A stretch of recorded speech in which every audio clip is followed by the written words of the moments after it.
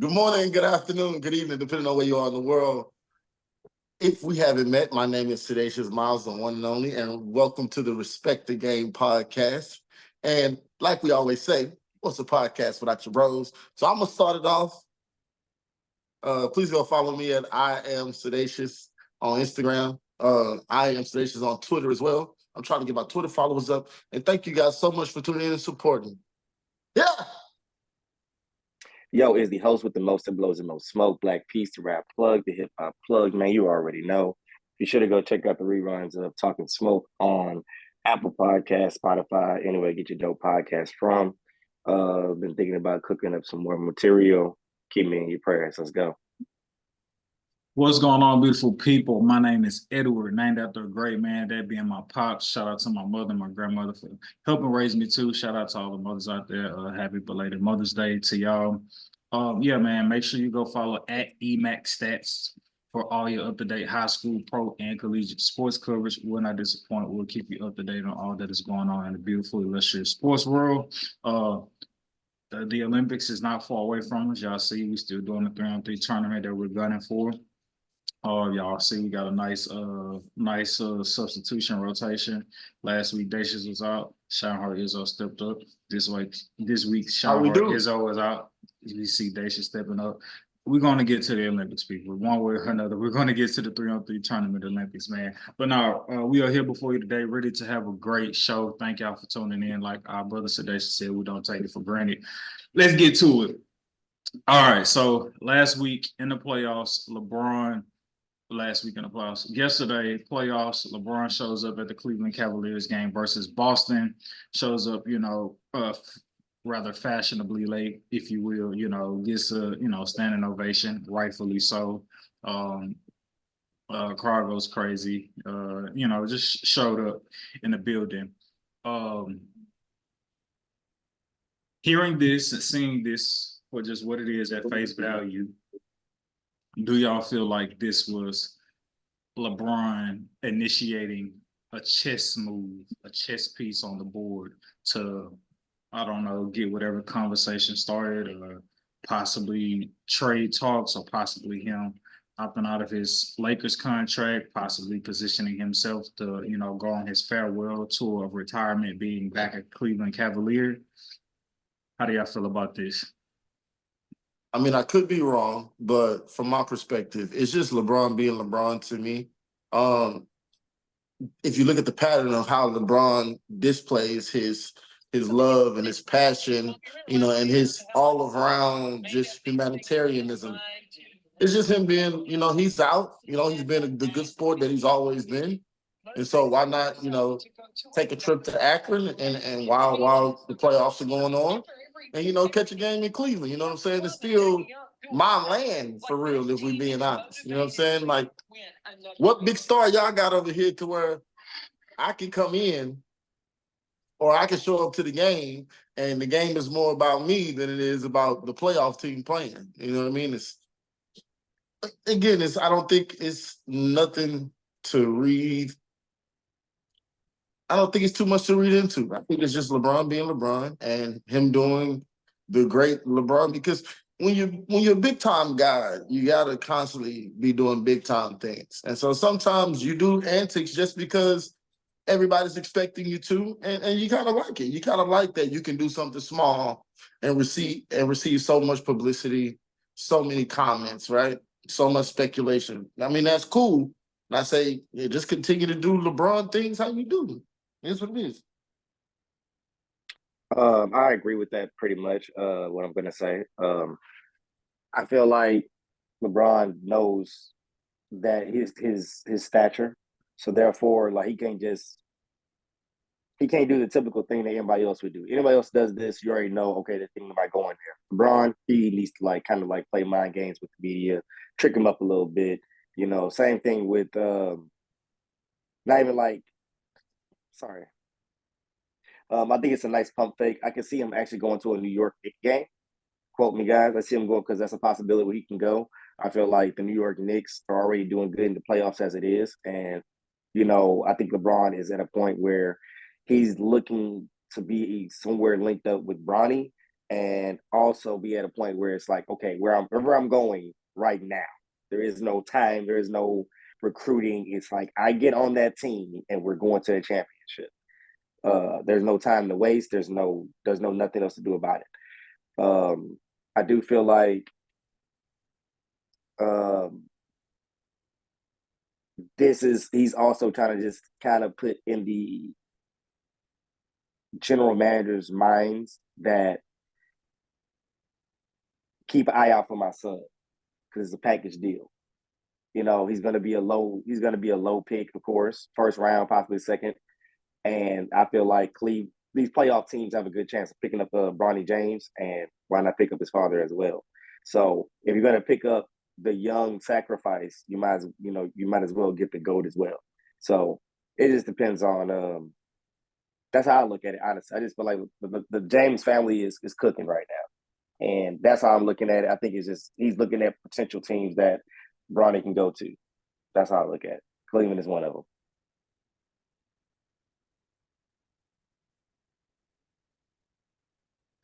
Added note to y'all's takes and saying, hey, it's not much of anything. It was reported that the reason Bron and his wife Savannah, who are obviously reside in LA or even in Cleveland, is because that was a Monday game, and prior the day before Sunday being Mother's Day, they were in Cleveland, celebrating their mothers on Mother's Day, and decided, hey, stay extra day, go to the game tomorrow. So as far as we know, that's why they were in Cleveland to begin with. Yeah, Darnell, moving the conversation forward, talking about Bronny James. Bronny foregoes his collegiate eligibility to enter the NBA draft. A lot of people speculate, should he do it? Should he not do it? Came off the bench playing for USC. Obviously, in the summertime, he had the heart complications. That got cleared. That also played into his decision to enter the draft, I believe, because he was fully cleared medically by the doctors to say, hey, playing basketball, is something you can do without risking, your life, so to speak. And so, yeah, man, with Bronny making this decision, Bronny's 6'1", doesn't have all the optimal measurements you would like to see in a basketball player compared to what people seek in today's game in terms of you being freakishly tall, having a freakish wingspan. Nonetheless, Bronny is truly athletic. People speak highly in terms of him having a promise to, be able to be a solid 3-and-D guy. You know, showed today in the draft combine, went on a nice heater of a hot streak, showcasing his shooting ability from 3 in the draft combine. Yeah, man, but all those things, taken into consideration, and yes, the fact that his dad is LeBron James and LeBron is, getting nearing retirement. Do y'all believe? Start with you, Dacius. Do you believe that this is a good idea for Bronny James to enter the NBA draft and forego his collegiate eligibility? Yes, I believe it's a great idea because essentially you're betting on, because see, with the heart complications, it makes this to where it's a great decision instead of a good decision for me, because with the heart complication, it's almost like a sign. You hate to say it this way, but it's almost like a sign from God to get your money, my nigga. You know what I mean? Honestly, I ain't gonna lie to you. When the doctor cleared you, yeah, and you still have these doubts going on in your mind, why even waste another ounce on college where you got one of the best players ever to learn from? You know what I mean? To pick his brain, to work out with and train with. So even if you are, a bona fide role player or a bona fide sixth man, I say at this point in time, the way it sits and how it's looking as far as you trying to play with your dad, it kind of all lines up to where, it's a no-brainer at a point. Because, I mean, what's the worst that could happen? That he get drafted and make some money. That's it. The worst that could happen is that he get drafted, make some money, They sent him somewhere to be developed. He bounced around. Get to the career as soon as possible because you never know what can happen with your health. So for me, on that standpoint, not necessarily just the money, which when money is involved, it's kind of like, you know what I mean? But it's a great incentive. Exactly. You know what I mean? It's like who in their right mind is gonna get mad at this kid who is thinking about his heart condition, who has the chance to play with his dad, and who has the chance to start his career, and he will be polarized. You know, he's LeBron James' son, so we're gonna polarize him no matter where he goes and what he does. It just is what it is. You know, you have all of these things waiting on you. I mean, I'm not gonna be mad at you. I'll be like, cool, yeah, you want to get an education and you want to, do more college development, that's fine. But if you also want to thrust yourself into the limelight, make the money, use the time that you have because you don't really know how much time you have, and you're now a little bit more fearful and concerned about your health and your time being able to play basketball, why not get as much as you can get while you can get it? That's how I feel. What you think, Edward? What you think, bro? Oh, wait, Darnell's coming off mute. Yeah, I got a hot take for you. I feel like this is great for all parties.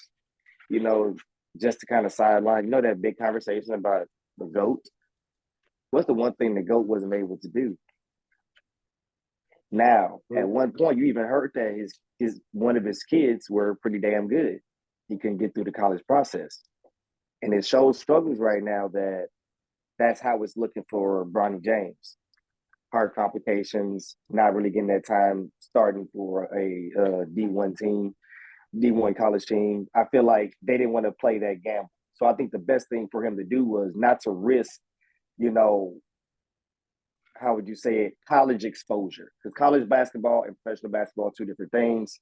You can have your opinions about it, but being in the position that he's in, LeBron doesn't know anything about college basketball.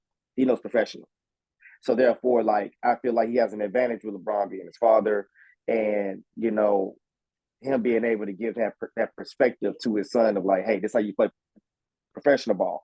College, we don't know nothing about college, bro. I skipped that. So I can help you in this introduction of being a young guy in the NBA.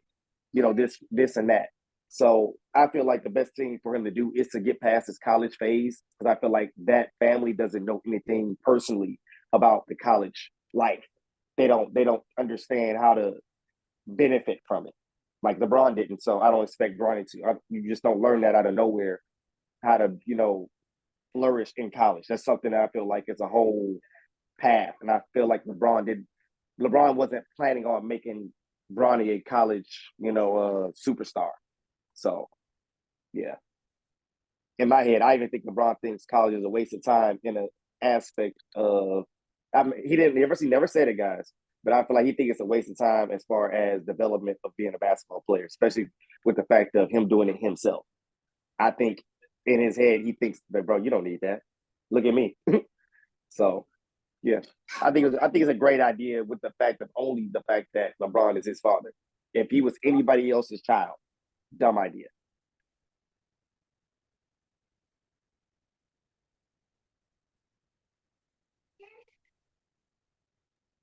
Your reflection is like in the ceiling a little bit. I mean, it has nothing to do with nothing, but I don't know.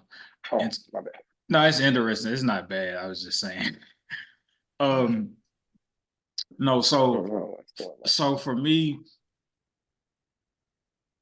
I think Bronny coming out, the reason, well, first and foremost, if this is, like you said, Darnell, if this is anybody else's kid, considering your stats and, your health concern, your health history and your stats and, your measurements, bad idea. Like, who do you think you are, right? However, the cachet of who your father is drastically matters and plays a significant part in this role. And because of who your father is, I would trust and I would like to believe not only LeBron, but who his management will be, and that being Rich Paul, that they have been able to accumulate all the resources throughout all the years of their experience of being in the NBA to weigh every option, to turn over every stone, to know that this is the best decision for you, my son, my nephew. I don't believe they're making this decision with a, well, let's just see. I don't believe they're making this decision with like 50-50 aspirations. I believe if they don't truly believe or foresee Bronny landing on a team in this upcoming draft, they're not telling him to come out of the draft. That's just not happening. Um, and so because of all of that, factored into this equation, I think, in certain situations, there are outliers, right? In certain situations, there are some people who are the exception to the rule. And this situation, under these circumstances, who your father is, who your representation is, and Rich Paul makes you an exception to the rule to be like, we'll take care of it. Just come out. Like we'll see you on your way to where you need to go, and make sure that you're put in a position to be productive.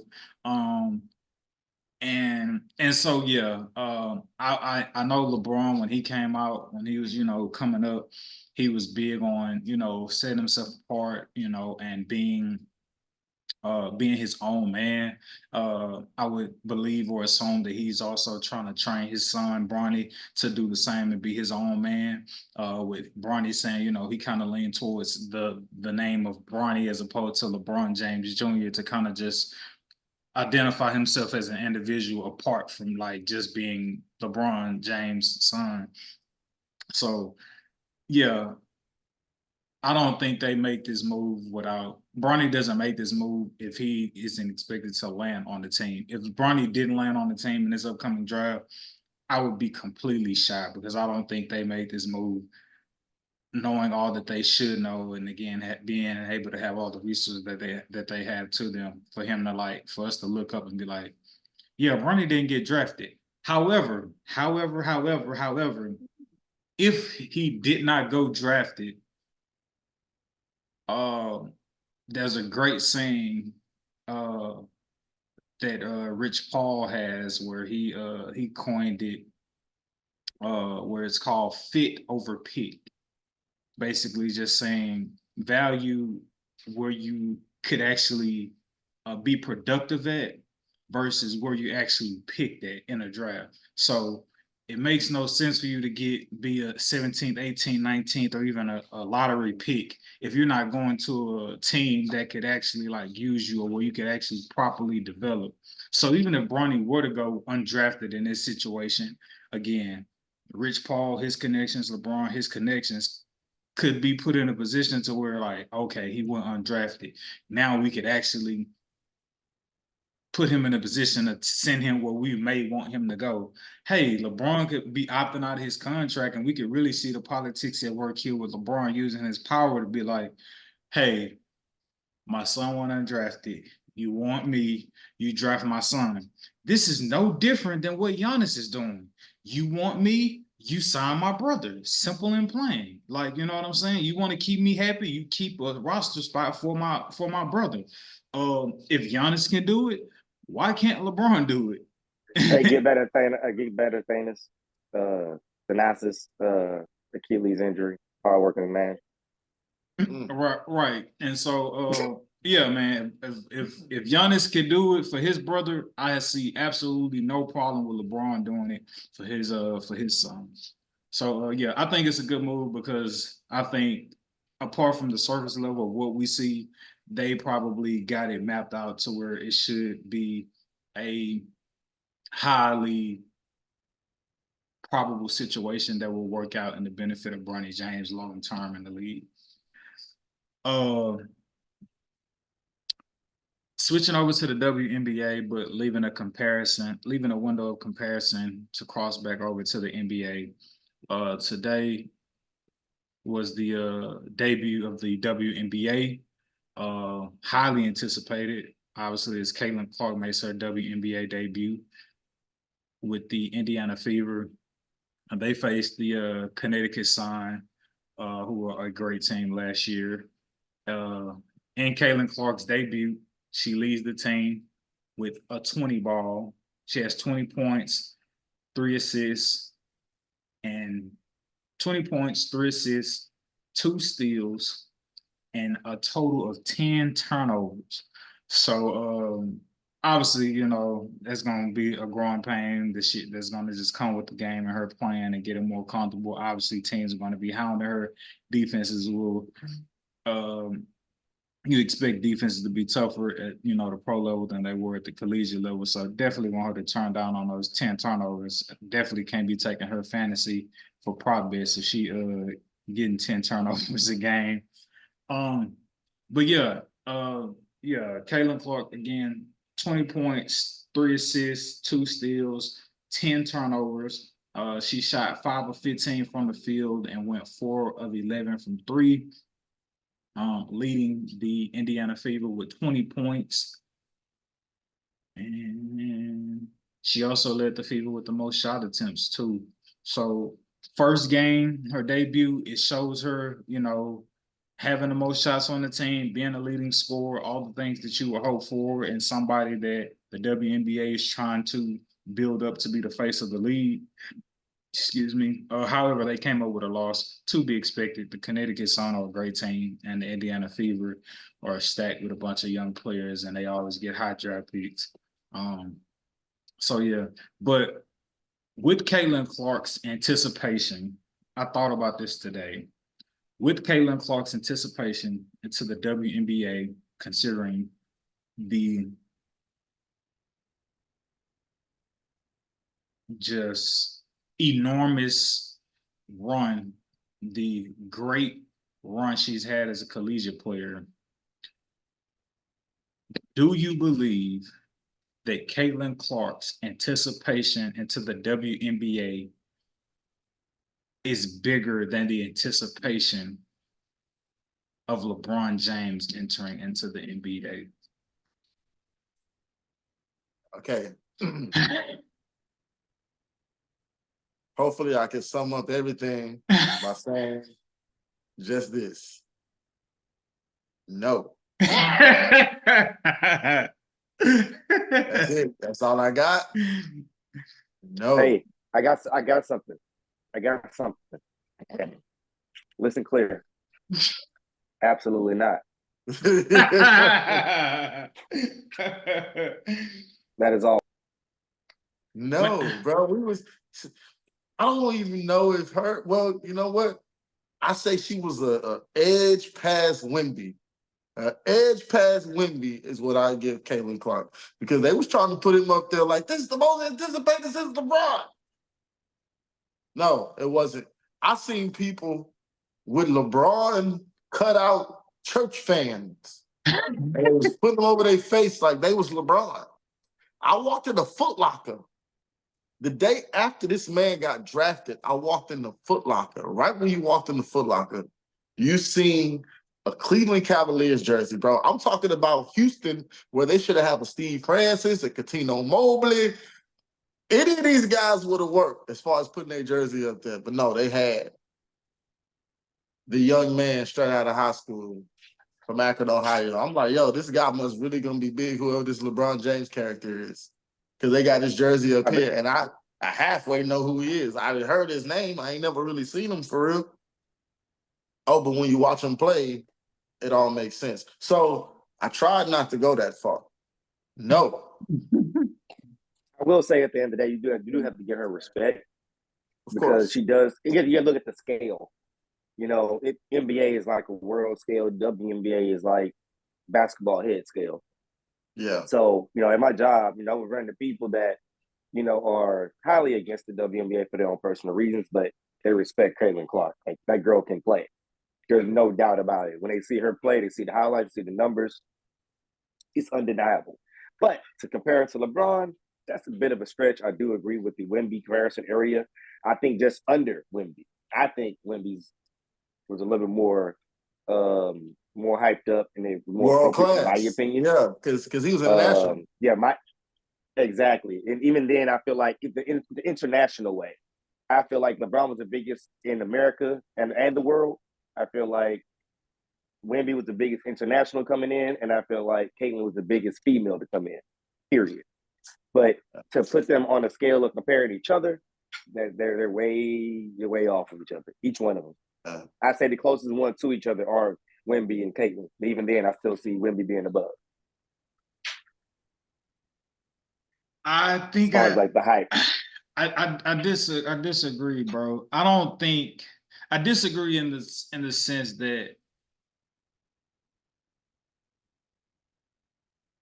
I don't believe it's astronomically like it's not even close. Don't you even dare say that. I think it's debatable of how, like, I'm not talking about game. I'm just talking about the anticipation, like the longly awaited arrival, like being called the chosen one, like bringing to life. That was since like sophomore year in high school. Being called that, that's bigger than just college. Even if she was playing with the guys, I don't think people would think she's going to be world changing. Like LeBron was in high school and they were already like middle of high school and saying, "Yep, you're gonna change the world." They ain't doing that with Caitlin. They weren't doing it. Not to that. Yeah, it's straight because, bro, LeBron's expectations were high, and he came and exceeded the already high expectations. No. So see, I'm not talking about what his career has turned into. I'm not even talking about what that's I'm what not even talking about what I said. The anticipation was here, expectancy and anticipation was already set high, and I feel like LeBron just came and okay. Me saying LeBron just came and smashed that is me trying to attest to how high the anticipation was, bro. Like people just knew, they just knew that this kid coming out of college, I mean high school, was gonna be generational. They just knew it. right. So Go so they knew that LeBron was supposed to be or going to be generational because they've never seen a player like him play the way he played at that level. Caitlin Clark, generational, just as LeBron was generational. Caitlin Clark had a game of the women's college basketball that we have never seen, just as LeBron had a game at the high school level that we had never seen. LeBron James came in with, you could say, not necessarily the league on his shoulders, but an entire franchise on his shoulders. The expectation was that he was going to be the savior for this franchise in terms of like adding up the anticipation. Caitlin Clark, her anticipation isn't just to be the face and revive the Indiana Fever. Her anticipation and expectation is that she's going to bring new life and a long, everlasting viewership and revenue dollars for an entire league. Like, she has the most points scored man or woman in college basketball history. She's female Stephen Curry for all the generational talent that we saw Stephen Curry to be. She's all of that. And coming into this season, now if you want to say LeBron's anticipation was, more cool, but we can't act like it's not debatable. Like her anticipation, considering the run, she's like LeBron. I think Darnell said it. Like LeBron, his run, we didn't get to see LeBron like that. I'm not gonna sit here and act like I got to see LeBron like that in high school. I'm not gonna act like that. We got to see Caitlin Clark year after year, or maybe we could just say her last 2 years. Her last 2 years. We got social media to have her pushed in our face every day. Excuse me. We get to see the numbers of her breaking records game after game after game after game. Her games and at the collegiate level are breaking the records of WNBA games at the pro level. And you factor all of that in. I seen a stat today. They were playing the Connecticut Sun. The Connecticut Sun ticket sales are like $100 for the season opener, right? Because Caitlin Clark is coming to town. The game after that, when she gone, they're like back down to $17. So like that anticipation, I believe, is LeBron-esque. Of her arrival into the WNBA, I believe is LeBron-esque in terms of his anticipation coming into the league. I agree, brother. I agree. I don't disagree with nothing that you said. It's just if that is what we're judging it by, then I just have to give that its due respect. If we leave LeBron all the way out of the conversation and say who has been the most anticipated, Darnell gave it to Wemby. I give it to her just a tad bit over Wemby simply because of all the things that you say, right? Now, there's another thing too, right? Break it down. Everybody's mad at me. Everybody's mad at me because I'm like, what's she crying for? But that old Angel Reese kind of took away from her staying a little bit, coming from this last year's tournament, this last year's tournament, moving into the WNBA. It kind of was like, well, half the people are watching Angel Reese and the rest of everybody else is watching Caitlin. I think the real G's is watching Caitlin, and everybody who just want to go with the flow. Like, I mean, to what you're saying, I don't even think it's close. Like, I don't think Angel Reese took any viewership away from Caitlin Clark, and they played each other in a tournament, so they both used their superpowers and their star power to continuously rise the game. And you could argue that anticipation helped Caitlin Clark, and that anticipation helped Angel Reese as they're both coming into the league. But you know, putting Angel Reese to the side and focusing solely on Caitlin Clark. Again, Caitlin Clark was a #1 overall draft pick. LeBron was a #1 overall draft pick. It's just like I see the similarities between them and their emergence into the league. To me, is like too similar to be like, is what made me feel like, dang, like who's the most anticipated? Like I would like to go back and research, and I probably should, just to bring it back on the pod for next week. Like just whatever LeBron's numbers was in terms of viewership, like his first game. I'm pretty sure we'll get the numbers tomorrow from Caitlin Clark. But I would edge her over Wemby Darnell only because like she's an American player, and I just feel like like just that draw alone from her, like, you know, this being her native land compared to Wemby being overseas, I would give her the edge in that regard. Obviously not taking that from Wemby, who's a freak of nature. A shout out to the Rookie of the Year. But yeah, man, I would say, you know, if you want to say LeBron, I'm not tripping off that. I just think it's a highly close race to the finish line.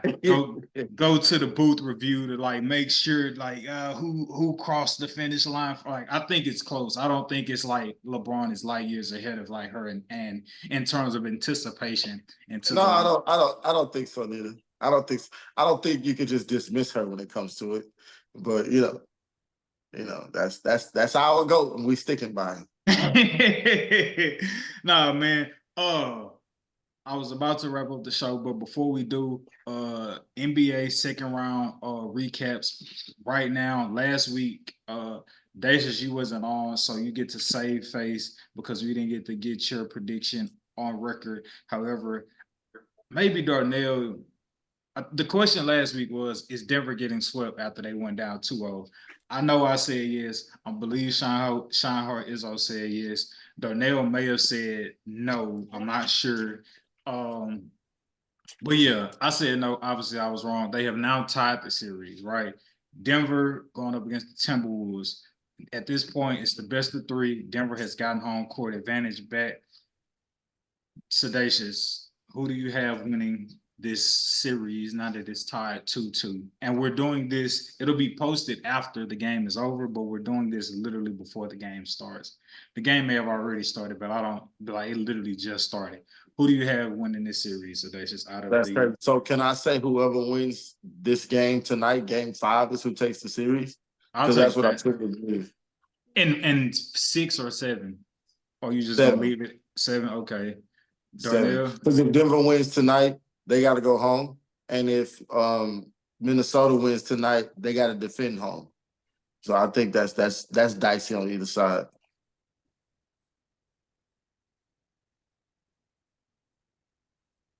Who you got, Black Peace? I got Timberwolves, man. Winning the series. Win the series in 7. I just feel like, you know, they got the right tools. Just keep it short, bro. They got the right Ladies tools. and gentlemen, Darnell has picked against Jokic. Granted, yes, Everybody hold the but phones. also with that being said, I'm gonna elaborate just a little bit. It's I like think no, they no, figured out. no. Well, I think they figured out the secret to like neutralizing or stabilizing the Denver Nuggets, which is to slow down their main facilitator, who is Jokic. So that's what I think their main success is going to come from. I predict them probably having one double digit assist game throughout the whole entire series. Just one. I think that the Timberwolves missed the golden opportunity to slay the king, and that being the Joker, Nikola Jokic. Going down or going up 2-0 in the circumstances in which you won 2 games on their home floor, you still back home court advantage. You giving them all the power back. You giving them all the confidence back. And most importantly, you giving them home court advantage back. I believe they're rolling now. I believe they're fully awake and alert for every game throughout the remainder of this series. I also believe that you gave them y'all best shot at going up 2-0. Y'all gave them y'all best shot at hounding Jamal Murray, who was, dealing with the nagging injuries, and everything that y'all worked so hard for in those 2 games, you gave it away in the next 2 games. Now, because of all of that, I think experience and championship pedigree is going to overcome the Timberwolves. And that's why I'm picking Denver, who I did say was going to get swept. So, hey, baby. Hey, baby. Hey, baby. Hey, baby. Hey, baby. With the cameo. So yeah, so all those things, I did say they was going to get swept. Guess what? I'm no psychic. Only Black Peace is. That make you good at this analyst job, man. But yeah, all of that, as I just stated, is the reason I think Denver is going to win this series in 6. I think the Timberwolves are. I don't feel like they got nothing else to give. And I don't see Ant folding, but in terms of his supporting cast, I think them guys gave you some of the best games they could have possibly gave you in those first 2 games. And it was their job collectively as a team to at least go up 3-1, not go back to Denver tied 2-2. So I got Denver winning this series in 6. They're going to win tonight, game 5. And I think they're going to not let up in game 6 at all. Like, we just won 2 games on y'all home floor. What makes y'all think we don't got the confidence to go in there and kill y'all in front of y'all home crowd to end this series?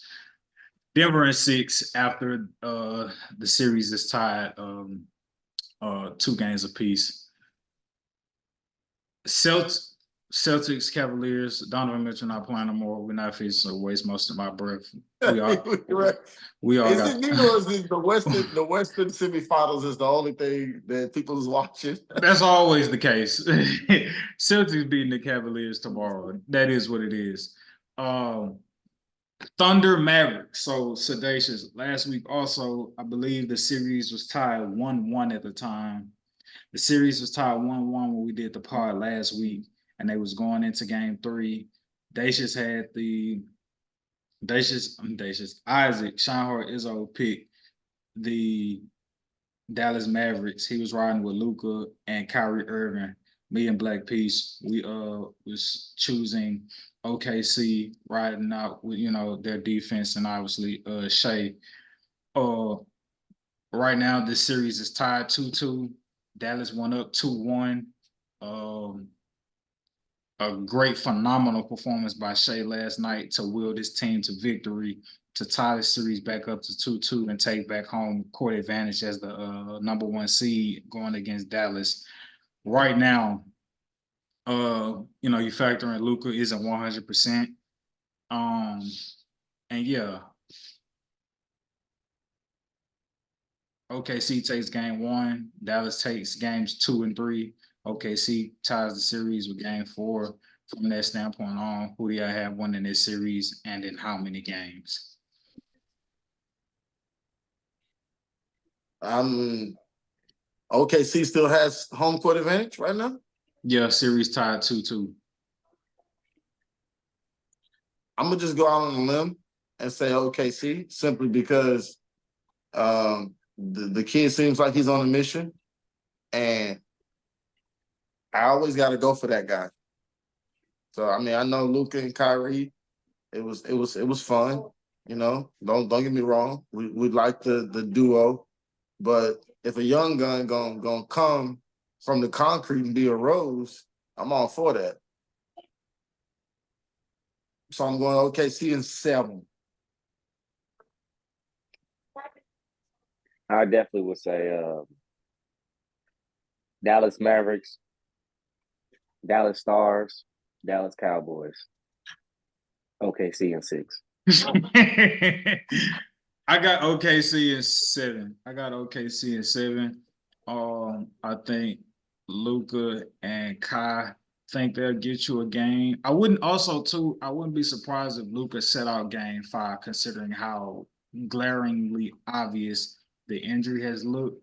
So I wouldn't be surprised if he set out game 5 and just see what happens, knowing that he gets a guaranteed game at home for game 6. I'm gonna say OKC in 7. OKC gonna win, going back to the crib for 5. Anything could happen in game 6. I think Denver, they may have enough willpower game 6. Because even through this playoff process, we're still witnessing how the Oklahoma City will respond with having such a young team, and even Shea himself not having a long history of a playoff pedigree and experience. I will say hats off to them being able to keep their composure, not get rattled, being down 2-1. With 3-1, being down 3-1 in your face, you're on the road at Dallas. Shea put on a Kobe Bryant like Mamba mentality performance. Like, no, we're not losing this game. So shout out to Shea for that, and everybody else on the team. Holding it down. Lou Dort, triple salute to you. Again, Luka ain't fully healthy, but I'm not taking credit away in any way, shape, form, or fashion of what Luke Dort has just been doing to make it tough on Luka as much as he can.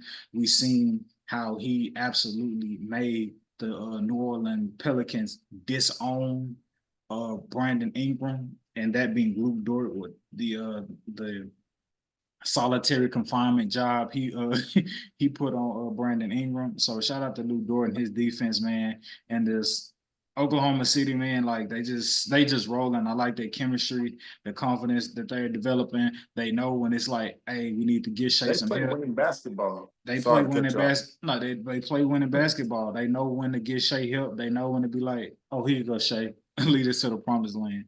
And I said that last week. I feel like for Luka and Kyrie with Dallas, all their guys have to get fed, spoon-fed through Kyrie and through Luka. Whereas why I picked and leaned towards OKC is because I just feel like they're the better, well-oiled team. And just in terms of guys can create their own shot. They don't have to sit around and wait on Shea to spoon feed them. Like they could go get it on their own, which is why I like them more as a complete team as opposed to the Dallas Mavericks, and they play defense on top of that. So yeah, I got the Thunder winning this series in 7.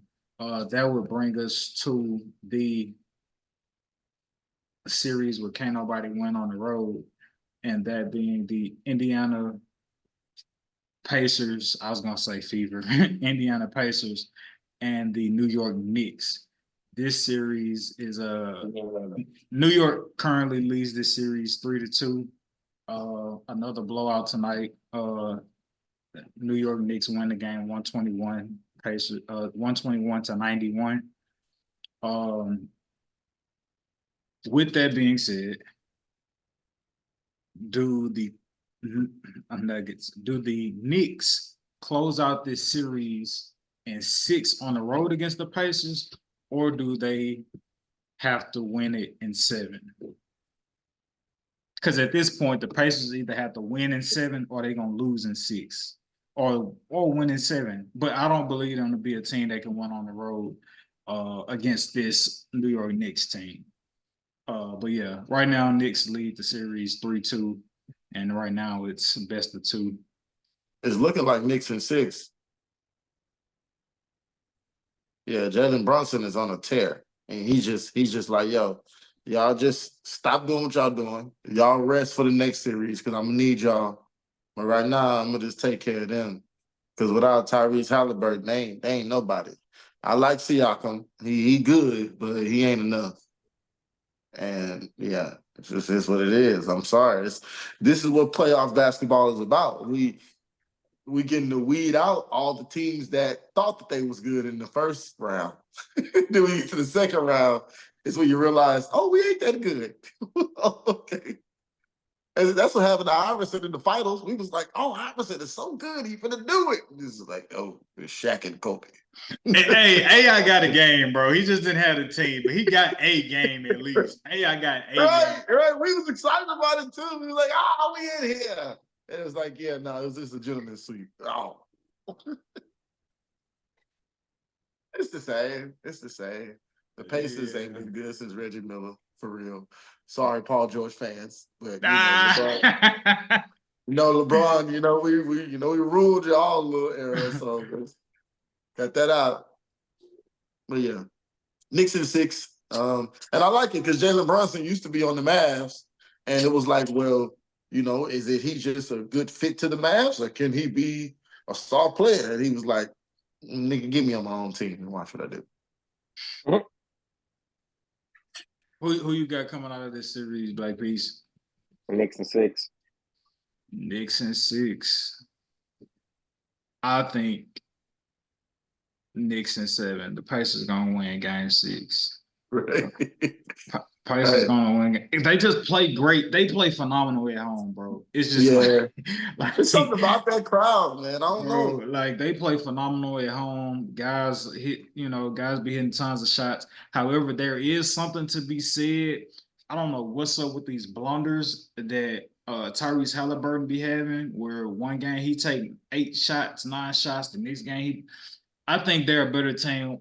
When I get it, you're not a Stephen Curry, you're not a Dame type of guard, a Kyrie type of guard, a Luka type of guard, a Jalen Brunson type of guard. Like they said, you grew up watching Magic Johnson. I get that, and it shows.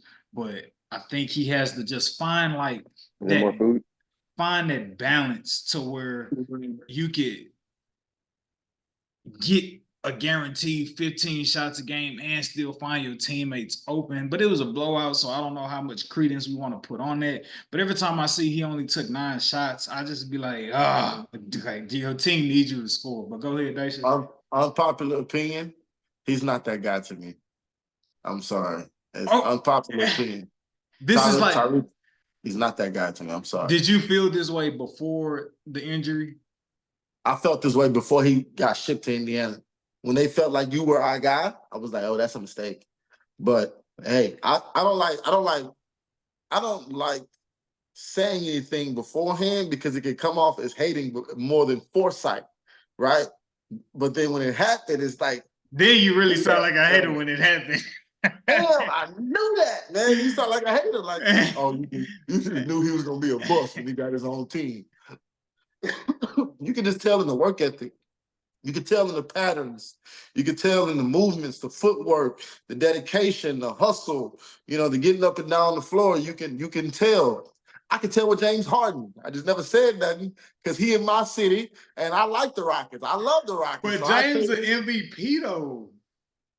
Right, but when you like I say say, when you say not that guy, what does that mean for Sedacious specific? Because that's a broad statement. Anybody can say he's not that guy, but Jason Tatum is still yet to show that he's that guy.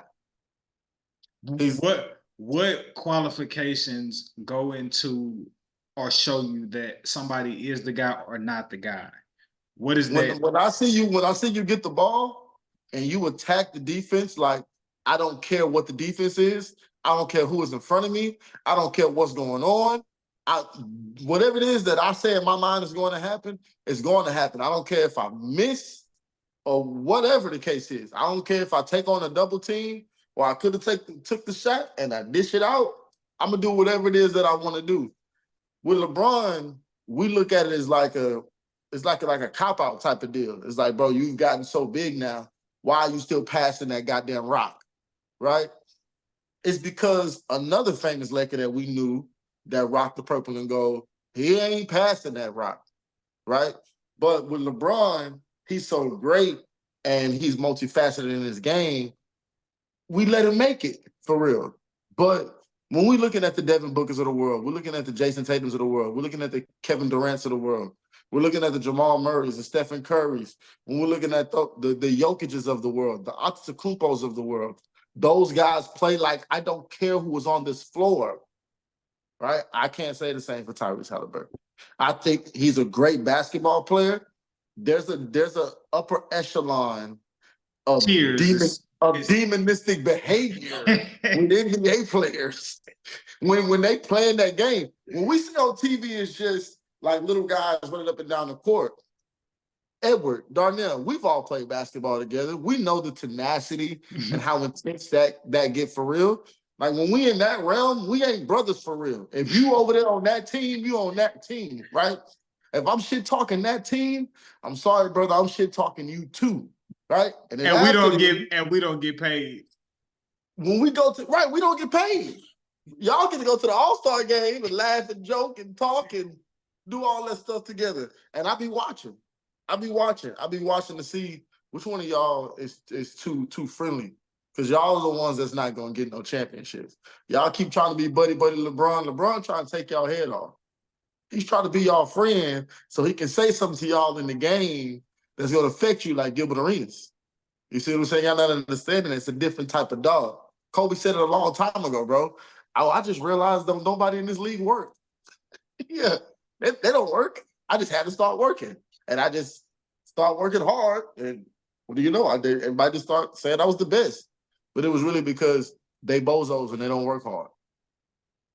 Saying all of this to say, I just don't see it in Tyrese Halliburton.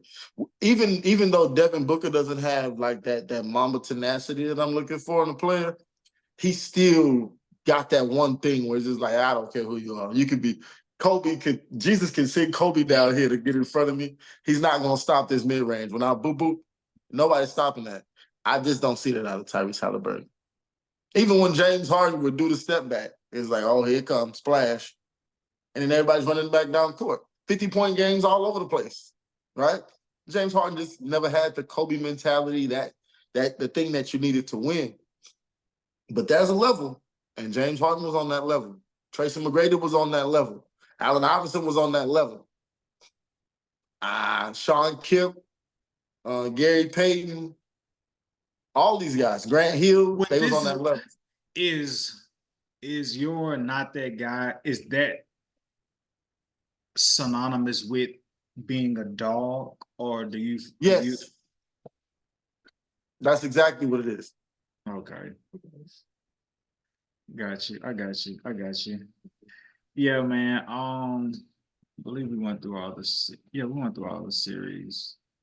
Did Denver Nuggets, T-Wolves, did Nuggets. No hard feelings, Tyrese. Indiana. I hope that you hear me speak and want to turn your game up to the next level. and blame me. I'll take the hate mail. Blame me if that's gonna make you reach your plateau of greatness.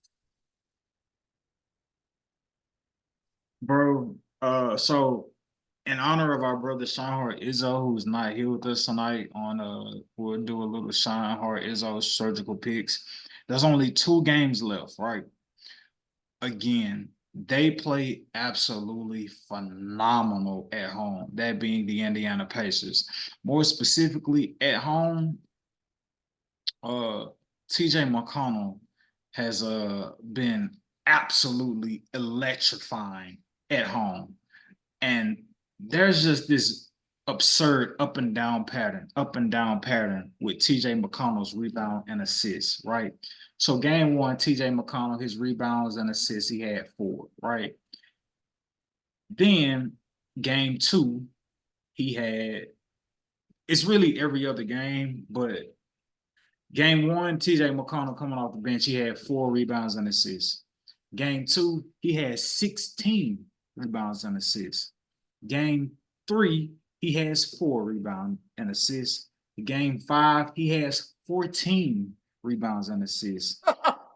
Game 5 tonight, he got 5 rebounds and assists. So if you just pay attention to that pattern, you know, the pattern shows us he should be going through the roof, going back home on rebounds and assists. And if he happens to do it, nuke the under for game 7 for him. Nuke the under for game 7 on TJ McConnell's rebound and assist if he soars over at home like he's been doing with this up and down pattern. Yes, I just looked at it and it agitated me in my brain that like I didn't really like seek out to play it just because. But beautiful people, that is what you call a great episode. Thank y'all for tuning in. Thank y'all for watching us. We now have a WNBA here before us. I'm going to personally be trying to start a WNBA show and just, you know, bringing my perspective to the game. There's some podcasts out there or shows out there, but obviously you don't get the WNBA every single day like you get every other sport. And I think I could have some good insight and perspective to offer to the game, you know, as it continues to build and grow. So be on the lookout. Y'all be on the lookout for that. Be on the lookout for that. Definitely. Make sure y'all go follow our brother at Shineheart Izzo. It's down there in the description. You can go follow him. He wasn't in the building tonight. Nonetheless, we held it down for him. Yeah, man. Again, happy belated. Talking Smoke on Instagram. Talking Smoke on all streaming platforms. If you're talking, I hope it's with smoke. Yeah, beautiful people, and we will see you next week. This is the Respect the Game podcast.